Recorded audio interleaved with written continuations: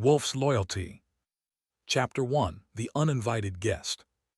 In the harsh mountains of Montana in 1882, the law was simple: survive or die. Liam "Ghost" Mackenzie knew this truth like the back of his hand. At 38, he had already become a legend, a man who had merged with the wilderness, surrounded by wolves that followed him with the loyalty not of dogs, but of equals. The Blackfoot tribe gave him the name "Walks with Wolves," which stuck to him more firmly than his own name.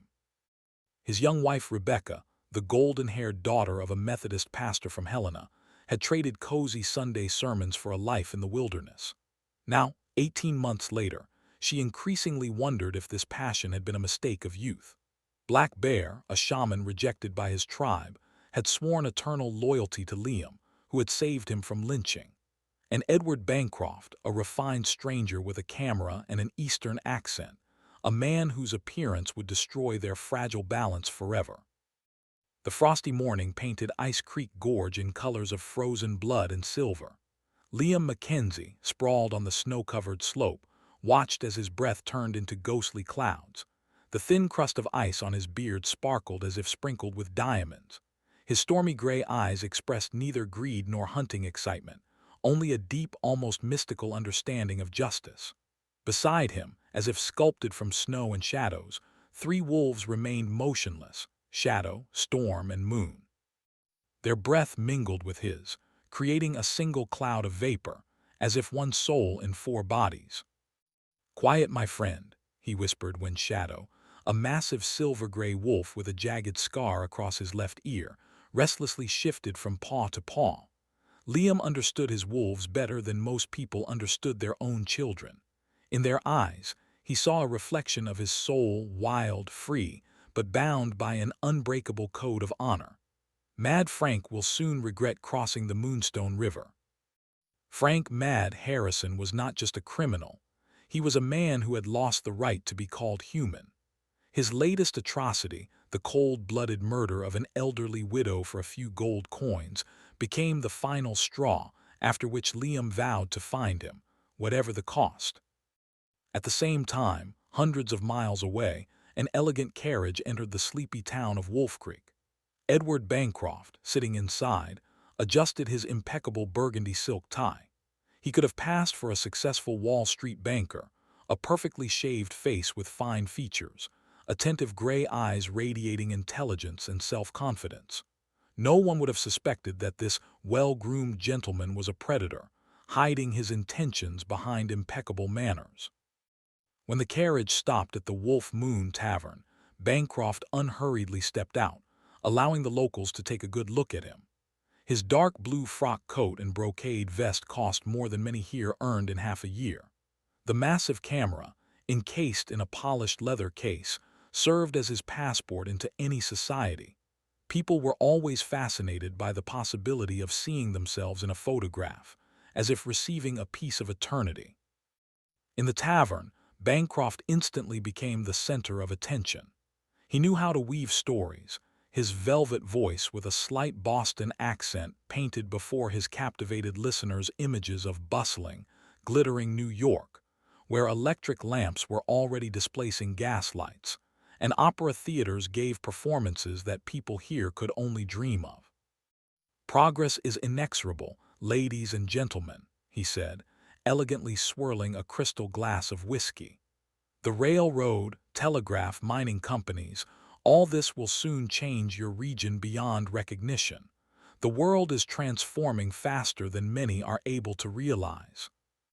It was at this moment that the tavern door opened, and Rebecca Mackenzie entered. At 21, she retained a girlish grace and an inquisitive look in her emerald eyes, which contrasted so sharply with the austerity of her dark brown dress. A pastor's daughter, she still carried the imprint of that pious discipline in which she was raised, but deep in her soul burned a fire of thirst for knowledge of the world that her father considered sinful and her husband deemed insignificant. Their gazes met hers, full of unconscious curiosity, and his keen, appraising. The moment stretched like a drop of honey sliding down the edge of a pitcher, and the tavern sank into silence as if Providence itself had held its breath. "Allow me to introduce myself, madam," Bancroft rose, demonstrating polished gallantry. "Edward Bancroft, photographer from New York. I have the honor of capturing Montana's image for Eastern magazines and posterity." "Rebecca Mackenzie," she replied, and in her voice flickered notes of the excitement that a mountain doe experiences upon first catching the scent of a mountain lion. This exchange of pleasantries was observed by Black Bear, a tall, sinewy Indian with a face creased with wrinkles like an ancient tree by lightning, kept to the shadows, but his eyes, black and shining like obsidian, missed not a single detail. Banished from his tribe for allegedly evil sorcery that brought famine instead of bountiful hunting, he had learned to read white people better than any shaman, and now all his instincts screamed of danger emanating from the elegant photographer with fox-like eyes. Meanwhile, in the Ice Creek Gorge, Liam Mackenzie discovered something that made him change his plans. The tracks by an extinguished campfire told a story. Iron Mike's gang, the bloodiest band in western Montana, had stopped here. Liam slowly ran his palm over the cooling ash, and his wolves anxiously exchanged glances, feeling the change in their master's mood. The sparks hidden under the ashes still retained heat. No more than a day had passed since a fire burned here. The choice was made in an instant. Mad Frank could wait. This gang posed a much greater threat. The reward for their heads was measured in thousands, enough to provide for him and Rebecca for years. Liam could not know that the decision to follow their trail would become the first step in a labyrinth of fate from which there was no escape. He simply followed his duty as he always did, not suspecting that the most important hunt of his life would begin not here, in the snow-covered gorge, but there, where he had left his heart, at a remote ranch, next to a woman whose loyalty would soon be distorted through the prism of temptation. Chapter 2: Temptation. Loneliness in the Montana mountains was a special kind of torture, quiet, methodical, relentless. Rebecca Mackenzie knew this better than most. Every morning she woke up in her, and Liam's house overlooking the mountain valley, and the silence crashed down on her like a glacier sliding into the valley.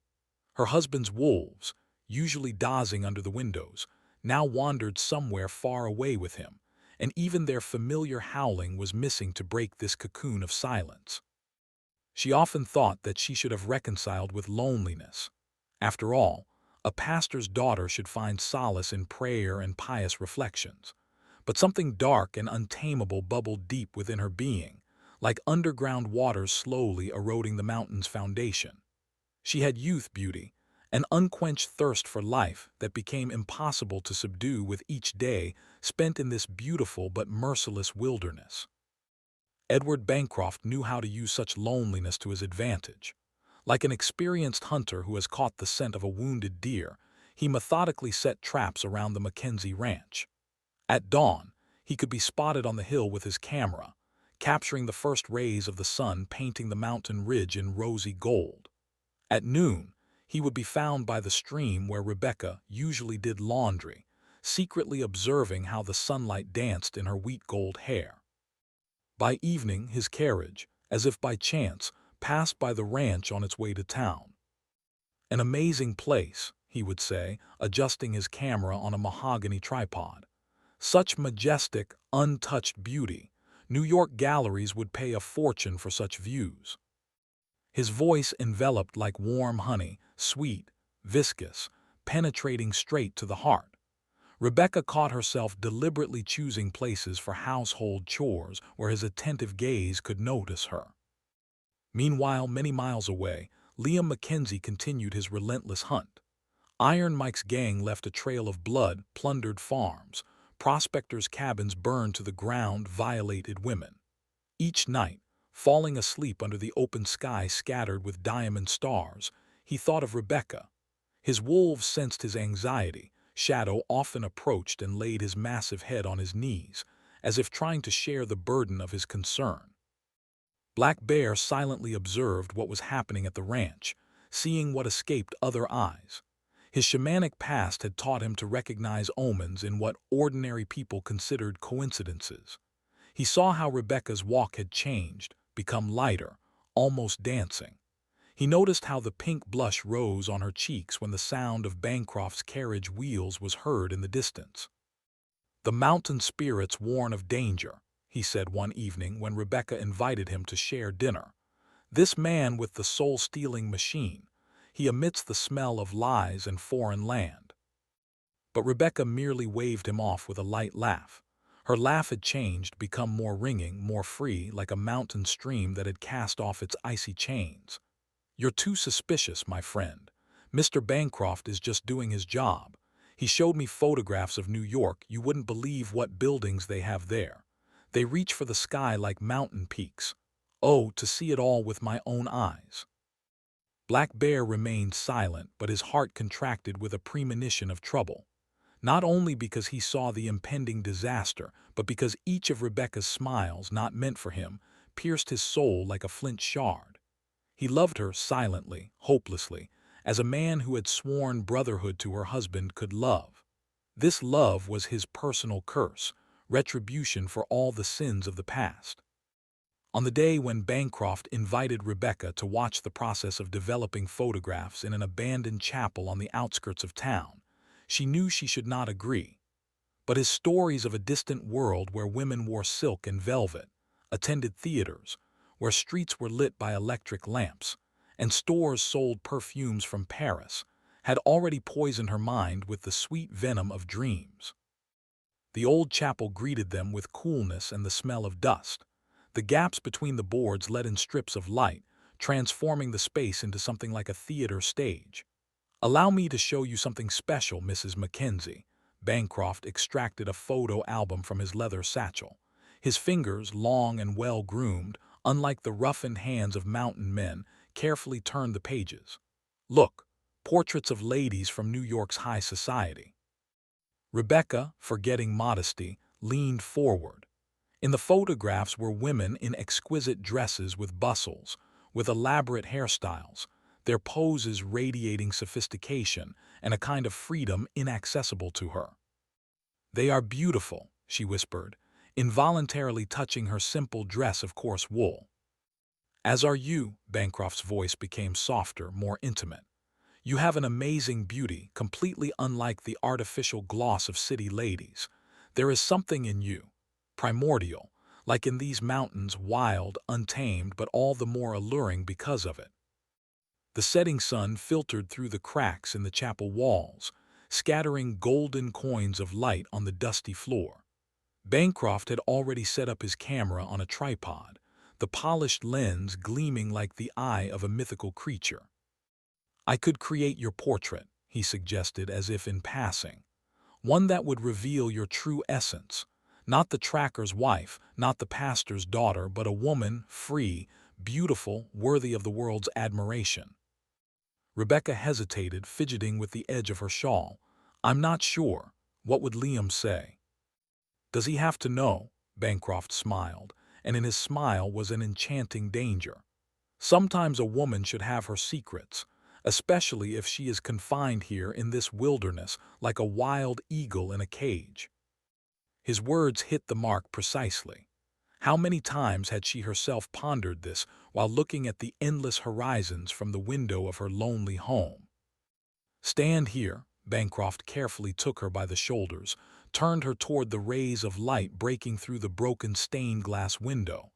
"Let down your hair. Yes, just like that." His touches were almost weightless, but each one left a trail of fire on her skin. He spoke quietly, almost in a whisper, guiding her movements. "Turn your head slightly. Look at the lens as if it can peer into your soul. Imagine yourself as the woman you've always dreamed of becoming." The click of the camera shutter sounded like a gunshot in the chapel's silence. Rebecca felt as if something changed in that moment, as if a particle of her soul had indeed been captured by the silver magic of the lens. "One more shot," muttered Bancroft, changing the photographic plate. "Now unbutton the top buttons. Let your neck breathe. More freedom, more naturalness." His voice enveloped her like a warm fog. Each subsequent pose became more uninhibited, each gaze more candid. Rebecca felt heat rising to her cheeks, but she did not want to stop. "Last shot." Bancroft approached her, adjusting a stray lock of hair. The most important one. His fingers slid along her neck, and suddenly the distance between them disappeared. Rebecca did not remember who took the first step, she or he. She only remembered the taste of his lips, the smell of expensive cologne, and her own silent sigh. Later, when dusk wrapped the chapel in a blue veil, the developed photographs dried on a line in the improvised darkroom. Rebecca examined them with mixed feelings of shame and admiration. The woman in the pictures was both her and not her at the same time, a beautiful stranger with a misty gaze and parted lips. "Your soul is now in these photographs," Black Bear later said, discovering one of the pictures. He stole it, as evil spirits steal shadows from careless travelers. And in some ways, he was right. From that day on, the former Rebecca Mackenzie no longer existed. Her place was taken by a woman ready to do anything for a taste of the freedom promised to her by the man with a camera. And Bancroft was already planning the next step in his game. In the evenings, he met with other women of the town, the wives of farmers and ranch owners whose lands interested the mining company. To each he gave the illusion of special attention, each he photographed in compromising poses. His camera clicked like the clockwork of a time bomb. That evening, returning home, Rebecca accidentally found a strange document that had fallen from Bancroft's satchel. Geological maps, figures, and designations she did not understand before throwing the paper into the fire. But what she had seen was enough for a seed of doubt to sprout in her soul. And somewhere in the mountains, Liam Mackenzie became alert. His wolves sensed something in the air. Shadow raised his muzzle to the sky and howled long, mournfully, as if foreseeing tragedy. And in this howl was not only the hunger of a predator but also the ancient wisdom of nature, foretelling. For every betrayal, payment would be made in blood. Chapter 3: Secrets. Truth is like a mountain avalanche. It accumulates for a long time in the heights, invisible to the eye, but when it finally breaks loose, its force sweeps away everything in its path. Edward Bancroft understood this better than anyone. Standing by the window of his hotel room, he watched as the first rays of the sun cut through the fog shrouding the streets of Wolf Creek. On the table before him lay documents, geological maps with markings of silver deposits, purchase and sale agreements, encoded telegrams from the Montana Silver Mining Company, and photographs, dozens of photographs, each sharper than a knife ready to plunge into someone's reputation. "You should know the truth about me, Rebecca," he said later that morning when they met in the abandoned chapel. His voice carried an unusual gravity. "I am not just a photographer. I represent the interests of people who are changing the face of this world. Silver and copper, that is the real future of Montana, and it will come to these valleys whether the locals want it or not." Rebecca sat on an old bench, her fingers anxiously fidgeting with the fringe of her shawl. In the morning light penetrating through the broken stained glass, she seemed especially young and vulnerable, like a doe that had accidentally wandered into a predator's lair. "What do you mean, Edward?" "I help persuade people to sell their lands. Sometimes I have to use methods far from gentlemanly, but progress demands sacrifices." He sat down beside her, taking her hands in his. "Understand, everything I do is for the bright future of America, our future together." She should have felt disgust at his confession, should have stood up and run away. But instead, something dark and dangerous stirred in her soul, a desire to become part of something significant, to break free from the grip of a life that seemed an increasingly tight cage with each passing day. At this moment, at the opposite end of town, Black Bear crept along the wall of the Silver Mine Hotel. His movements were as silent as a mountain lion stalking its prey. Years spent in exile had taught him to become invisible to those who did not wish to see. He knew something was not right with this photographer. The spirits of his ancestors whispered to him of danger every night, and today he decided to find proof. Bancroft's room was unlocked. Overconfidence had always been the Achilles heel of white men. On the table, Black Bear discovered documents revealing the photographer's true nature. Messages from the mining company, lists of names, amounts of bribes, and photographs compromising pictures of the wives of local landowners in poses that would forever destroy their reputation. Two-tongued snake, he whispered in the Blackfoot language, poisonous viper in human skin. Rebecca was sitting in the bedroom of her house when the first signs of nausea hit her. She attributed them to the excitement of recent weeks, but deep inside she already knew the truth.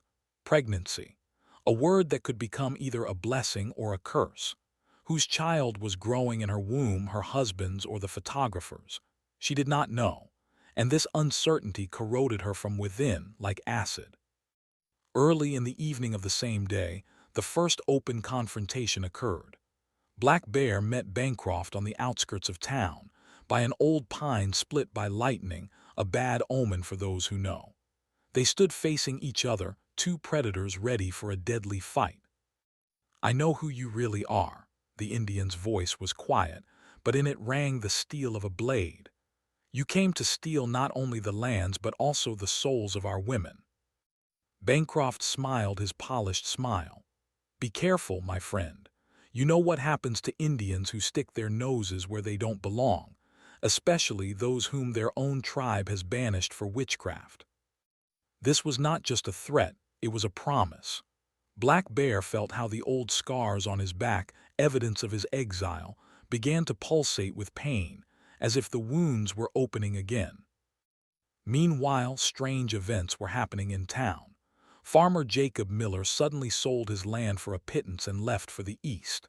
Patrick O'Neill followed suit. Their wives did not appear in public for several days before departure, and when they emerged, their eyes were red from tears and their heads bowed in shame. Bancroft acted methodically, like a spider weaving its web. To each husband he showed photographs of his wife, beautiful, seductive, and absolutely devastating to one's reputation in a small town. The choice was simple: sell the land at the offered price, or become the laughingstock of society when the pictures ended up in the hands of every tavern visitor. That night Rebecca made a decision. She could not stay here, not with a child whose origin would always be in question, not with a husband whose wolves sometimes seemed closer to him than she herself. Edward promised her a new life in New York, where no one would know their past. "I will leave with you," she whispered, looking at her reflection in a tarnished mirror. Her hand instinctively lay on her stomach, where a child grew, her blessing or her curse. At that very moment, Liam Mackenzie abruptly awoke in the middle of the night. His wolves howled anxiously, and in their howl he heard a lament for something irretrievably lost. He did not yet know that he was returning not to a wife, but to a ghost, a woman whose soul had already been stolen by the silver magic of a photographic lens. Over the past 2 months, Liam had been tracking Iron Mike's gang across 3 counties. He had seen traces of their atrocities, charred remains of houses where the smell of burnt flesh could still be sensed, women whom he found too late, their bodies so desecrated that even hardened sheriffs turned away. The bandits left a trail of destruction behind them, but Liam, with the cold fury of a wolf leader, relentlessly pursued each one. Unlike ordinary bounty hunters, he did not take them alive. His justice was swift and final, like the law of the mountains. When he caught up with the first one, the gang leader, he begged for mercy, offered stolen gold, but Liam simply unleashed the wolves. "Do you know why I work with wolves?" he asked, watching as Shadow tore out the throat of the rapist and murderer. "Because even the wildest wolf is nobler than the likes of you. They kill to survive. You live to kill." The last of the gang he caught by the Moonstone River. The man tried to buy his way out, pointing to a bag of gold stolen from victims. Liam gave him a quarter-mile head start and then released the pack on his trail. The bandit ran for almost an hour, and his screams echoed off the rocks while the wolves drove him like a wild deer. In the end, when it was all over, Liam collected the gold and took it to the families of the victims. He never took a reward for such men. Justice has no price, and vengeance is not a craft but a calling. Chapter 4: Betrayal. Liam Mackenzie rode into Wolf Creek at dawn. His wolves, like ghosts, silently glided through the fog that shrouded the main street. Something had changed in the town over these 2 months. He sensed it as distinctly as his wolves sense an approaching storm. People avoided his gaze, hurried to cross to the other side. In their hasty movements could be read fear, but not that familiar fear which a man who wandered with wolves inspired in the townsfolk. This was the fear of people hiding a secret. "Mackenzie is back." The whisper rustled down the street, from door to door, from window to window, like the wind drives dry leaves through an autumn forest. In the Wolf Moon Tavern, it was unusually quiet for a Friday morning. Liam walked to the counter, and Sam, the bartender, nervously wiped a glass that already shone with cleanliness, a sure sign of anxiety. "Whiskey, Sam, and news." Behind his back, in the far corner of the tavern, two prospectors bent over their glasses, assuming their whispers would not reach strange ears. "I'll be damned, Jack, did you see his wolves? They say when he caught up with Iron Mike's gang, he fed the leader to the wolves alive." "Quiet, you fool, but I heard something worse. Remember Razorback Thompson? Mackenzie cornered him in a gorge and kept him there for 3 days. The wolves tore him apart bit by bit slowly. They say the screams could be heard in Fort Benton." "Oh Lord, and this photographer. If Mackenzie finds out about him and Mrs. Rebecca." "Shut up, do you want him to do the same to us?" Liam pretended not to hear, but his fingers gripped the glass so tightly that his knuckles turned white. Shadow, lying at his feet, growled softly, sensing his master's tension. Liam sensed the falsity even before he crossed the threshold of his home. Something had subtly changed, perhaps the scent. The house no longer smelled of pine resin and dried wildflowers that Rebecca always collected and hung from the ceiling. Instead, an unfamiliar aroma lingered in the air, sweet, urban, foreign. Perfume. His Rebecca never used perfume, considering it a manifestation of vanity. She ran out onto the porch, and for a moment Liam stood frozen, struck by the changes in his wife.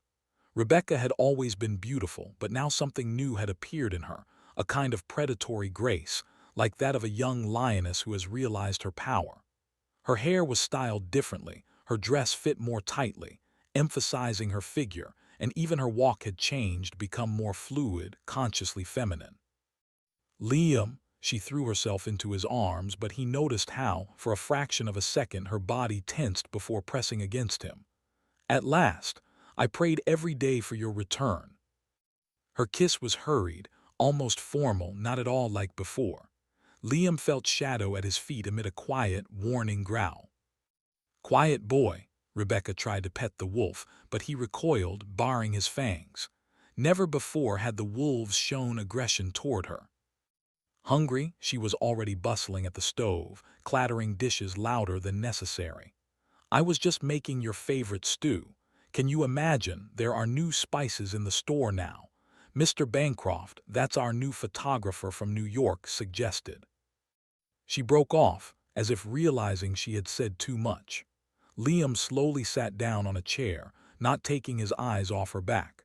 How she held herself too straight, how her fingers slightly trembled as she stirred the contents of the pot. "Tell me about the gang," she spoke quickly, too quickly. "Did you catch them all? Was it dangerous? I was so worried." "Worried?" His voice sounded hoarse. In 2 months he had almost unlearned how to speak with people, communicating more with wolves. "Not a single letter, Rebecca. Not one message through passing travelers." She froze by the stove. I didn't know where to look for you. And then, you know how unreliable the mail is in these parts." A lie. Rebecca was a pastor's daughter, wrote better than anyone in these parts. Before, she used to send him letters with every traveler, long messages full of love and tenderness. "The town has changed," he said, carefully watching her reaction. "Many new faces." "No, of course not." She placed a plate before him, and he noticed how the knuckles of her fingers whitened. "Everything's the same as always, except for the photographer. But he's just passing through, taking pictures for Eastern magazines." Liam scooped up some stew with a spoon. A strange taste, not the spices he was used to. Like the perfume, like the new hairstyle, like the tremor in her voice. "I missed you, Rebecca," he said quietly, looking her straight in the eyes. For a moment her face faltered. He noticed something like guilt in her gaze, like fear. But the moment passed, the mask returned to its place. "I missed you too, darling, very much." Outside the window, Shadow howled, and for the first time in all their years together, Rebecca flinched at this sound. Liam understood. His wife, the woman he loved more than the mountains loved the sky, had just lied to him. And it was not her first lie of the evening. In the twilight of the same day, Black Bear found Rebecca at the abandoned chapel. She was hurriedly packing things into a travel bag, her movements sharp, nervous. "You're planning to run away." It was not a question but a statement. "None of your business." She didn't even turn around. "I will tell him." The Indian's voice was quiet but firm. "He is my brother. He deserves to know." Rebecca spun around, her eyes burning with a feverish glow. "Really? Will you tell him everything? And about how you yourself look at me? How you follow my every movement? How your heart bleeds when you see me with Edward?" Black Bear stepped back as if she had dealt him a physical blow. "You knew." "Of course I knew. Do you think I'm blind? Didn't notice how you watch me by the stream? Do you think I don't see how you are consumed by jealousy and unfulfilled desire? But you're a coward. You hide your feelings behind a mask of loyalty to Liam. And Edward at least is honest in his intentions." "Honest?" The Indian laughed bitterly. "This snake, who seduces women to blackmail their husbands, who sells their souls for silver mines." "He offers me freedom," Rebecca screamed. "A new life, and what do you offer? What can an exiled shaman despised by his own tribe offer?" In the silence that followed, only their heavy breathing could be heard. Somewhere in the distance, a wolf howled long, mournfully, as if lamenting something irretrievably lost. "I will still tell him," repeated Black Bear. "Not because I'm jealous, not because I love you, but because he deserves to know the truth." "Then I will tell him the truth too," hissed Rebecca. "About your impure thoughts, about your lustful glances, about how his blood brother betrayed him in his heart by desiring his wife." She turned and walked quickly away, leaving the Indian standing in the gathering twilight with pain tearing at his heart. Meanwhile, in town, Bancroft was finishing his final preparations for departure. Tickets for the stagecoach had been purchased, money from the mining company received. He even allowed himself a glass of expensive cognac in honor of the successful scheme. But he did not know, none of them knew, that at this moment Liam Mackenzie had already begun his new hunt. Shadow and the other wolves circled through the town, memorizing scents. Their master stood on a hill, looking at the lights of Wolf Creek, and his eyes coldly glittered in the darkness, like those of a predator ready for a deadly pounce. "Soon, my friends," he whispered, scratching Shadow behind the ear. "Soon we will show them what real fear means." Chapter 5: The Hunt. The moon rose over the Montana mountains, huge and cold, like a silver dollar in a dead man's hand. Its light transformed pines into ghostly spears, making shadows as deep as shafts into the underworld. On such nights, even experienced hunters lock their doors and don't look outside, while wild beasts hide in their lairs, sensing how something ancient and inexorable wanders the mountains. Bancroft's carriage violated this primeval silence. Wheels kicked up mud, horses snorted, the leather straps of harnesses creaked with every jolt. They fled like thieves, desecrating the mountain's nocturnal peace, and nature itself seemed to condemn them. Rebecca, clutching the edge of the seat with her fingers, felt every jolt, every turn like a blow of fate. Her heart pounded in her throat and in her stomach where a child grew whose. A tight knot of fear twisted. "Edward," her voice trembled like an aspen leaf in the wind, "are you sure we'll reach the stagecoach station by dawn?"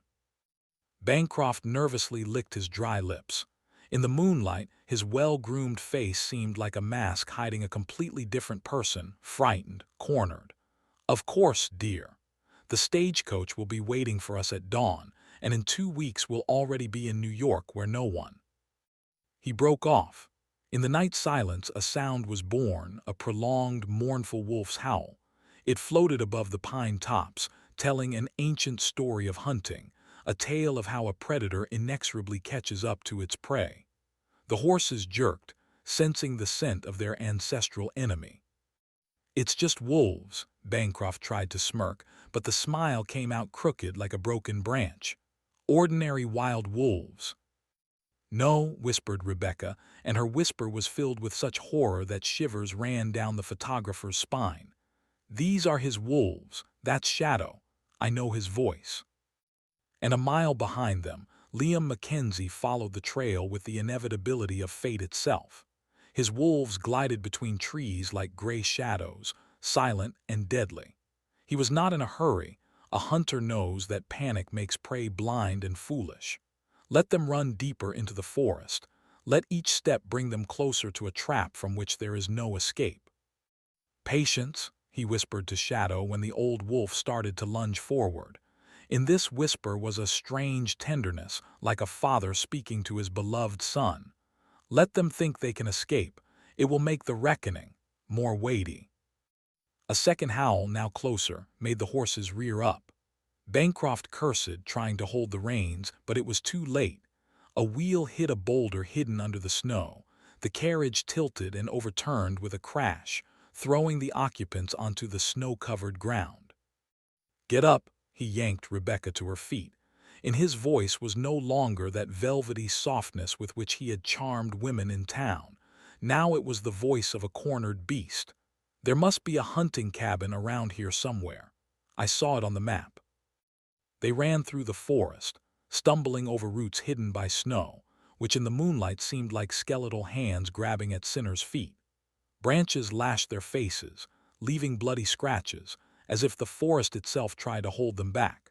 Bancroft breathed heavily, his expensive coat turned to tattered rags. Rebecca saw how fear devoured him from within, transforming the elegant gentleman from New York into a pitiful, trembling creature. And then the forest parted, revealing a clearing surrounded by rocks resembling bared teeth in the mouth of a giant monster. The moon flooded everything with its deathly light, turning snow to silver and shadows to ink. "There is no further path," Liam's voice sounded like a sentence. He stood at the clearing's edge, tall and straight like an ancient totem. His wolves emerged from the forest's shadow, 3 ghosts with eyes burning with primeval fury. At this moment, something broke inside Bancroft. Fear turned to desperation, and desperation gave birth to madness. With one movement, as quick as a rattlesnake's bite, he pulled out a revolver and pressed it to Rebecca's temple. "Not a step closer, Mackenzie." His voice broke into a squeal, more like the cry of a frightened rabbit. "Or your righteous wife will go to her forefathers before her time."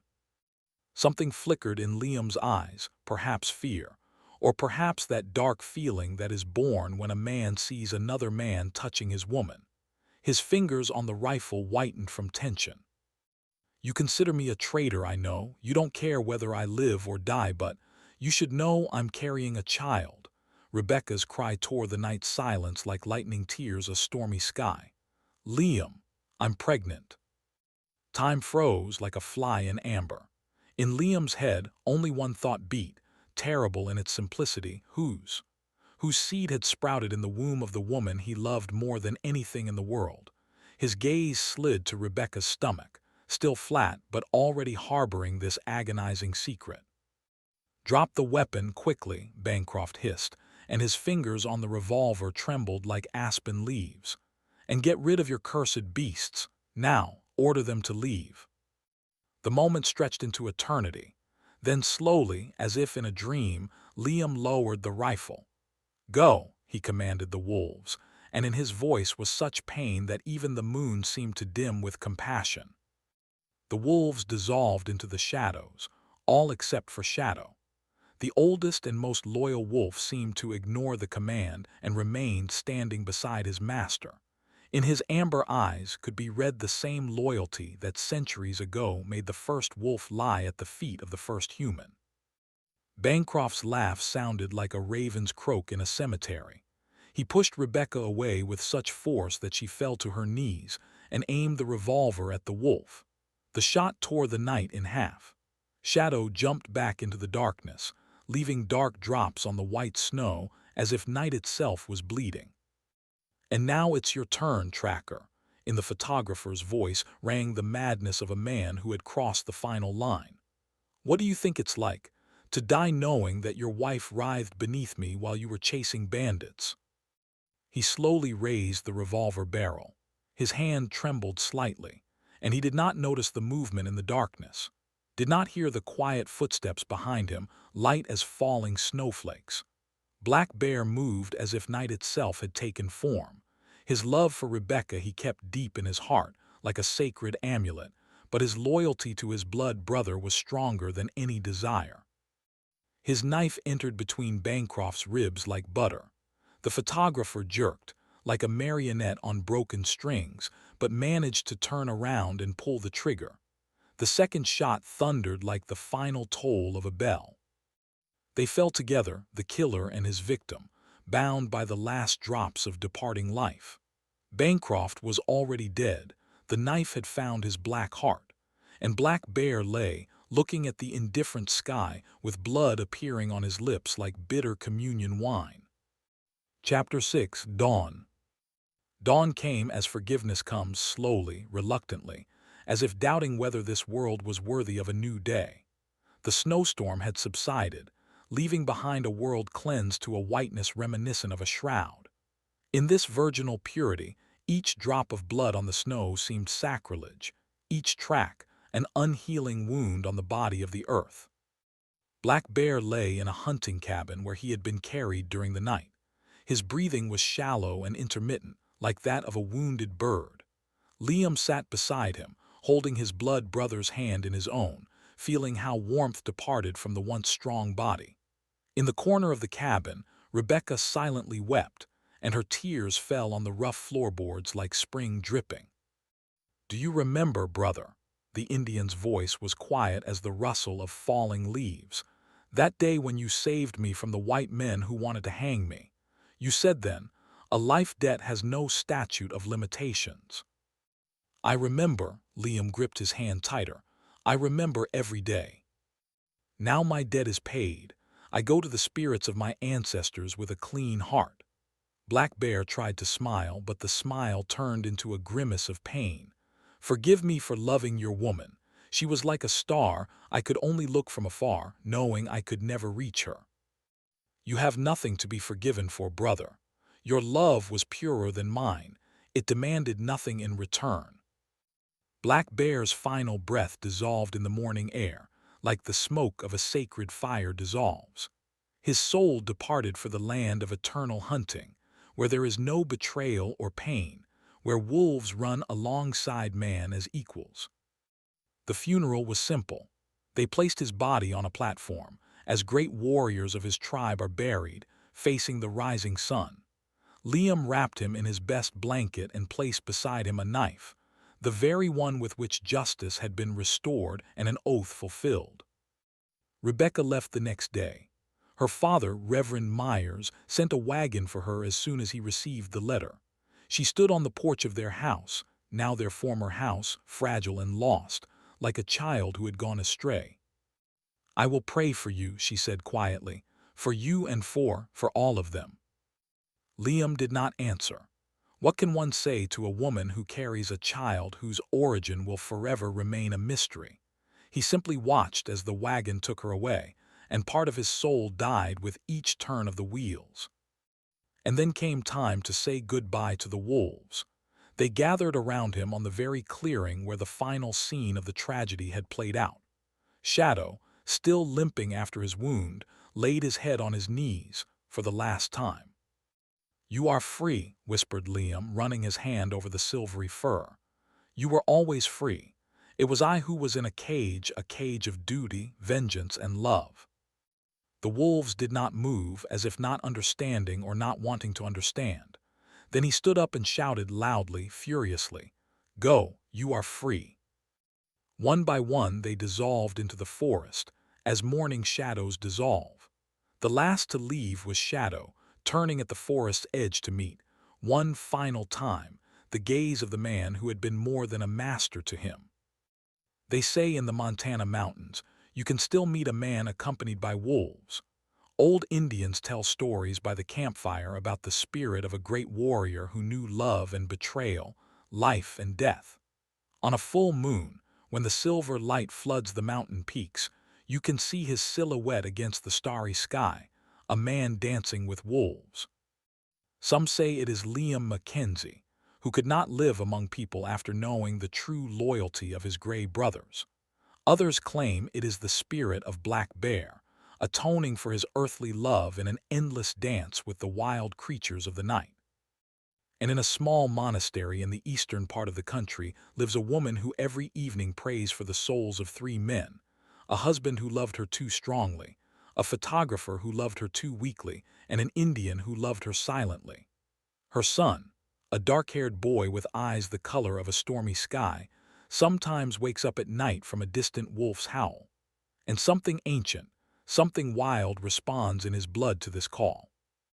But that is an entirely different story.